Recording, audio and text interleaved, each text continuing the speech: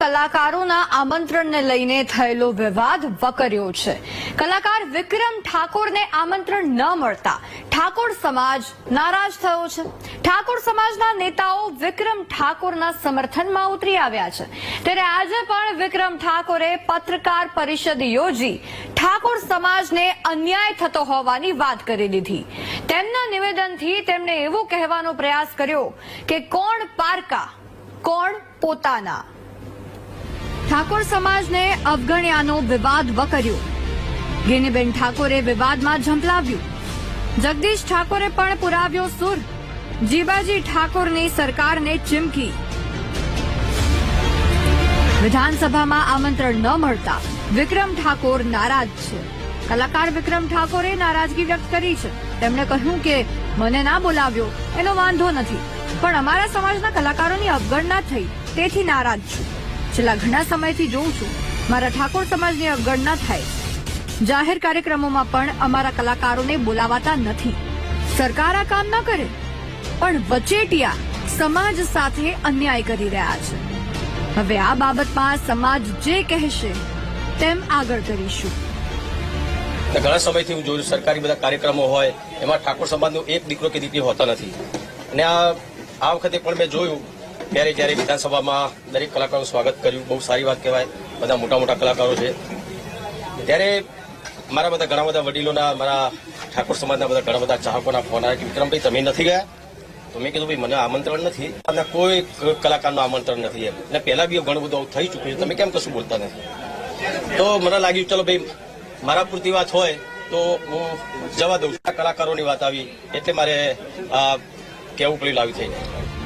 વિક્રમ ઠાકોરે વ્યક્ત કરેલી નારાજગી બાદ હવે સાંસદ ગેનીબેન ઠાકોરે પણ વિવાદમાં ઝંપલાવ્યું છે।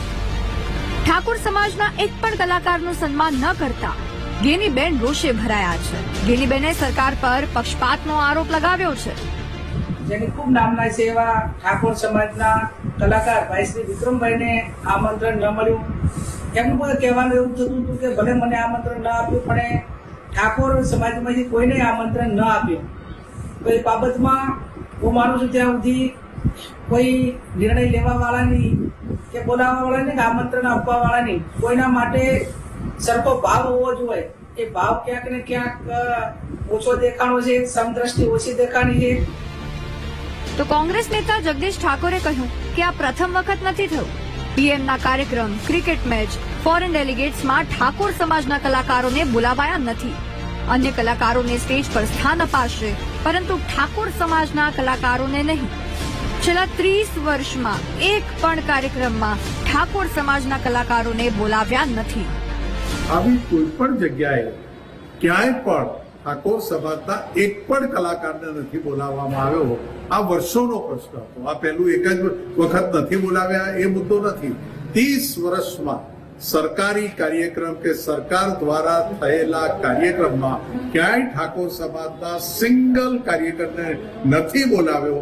એ જ બતાવે છે કે આ સમાજ પ્રત્યે સરકારનો અણગમો છે, અને સરકાર જાણી જોઈને નથી બોલાવતી।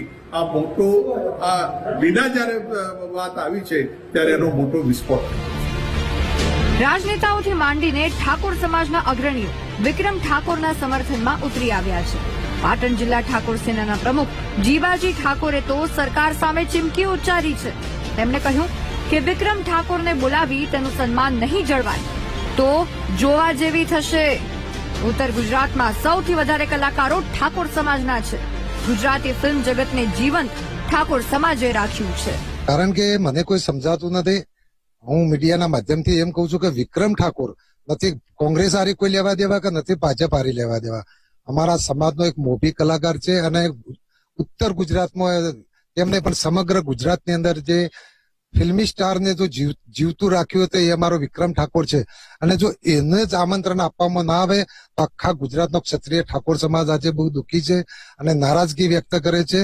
કારણ કે જો આવનાર સમયની અંદર વિક્રમ ઠાકોરને બોલાવીને સન્માન કરવામાં નહીં આવે તો આખો સમગ્ર ઉત્તર ગુજરાતથી મોડી અને આખા ગુજરાતનો ક્ષત્રિય ઠાકોર સમાજ આવનાર સમયની અંદર એવો જ નિર્ણય લેવામાં આવશે કે સરકારને પણ વિચારવા જેવી થશે।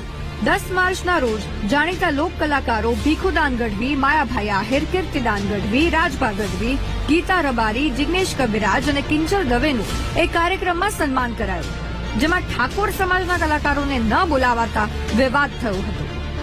વિક્રમ ઠાકોરની નારાજગી અને વેદના સોશિયલ મીડિયા પર ચર્ચાનો વિષય બની છે. ઠાકોર સમાજના લોકોમાં આ બાબતે દુઃખ અને નારાજગી જોવા મળી રહી છે. Bureau report, BTV news.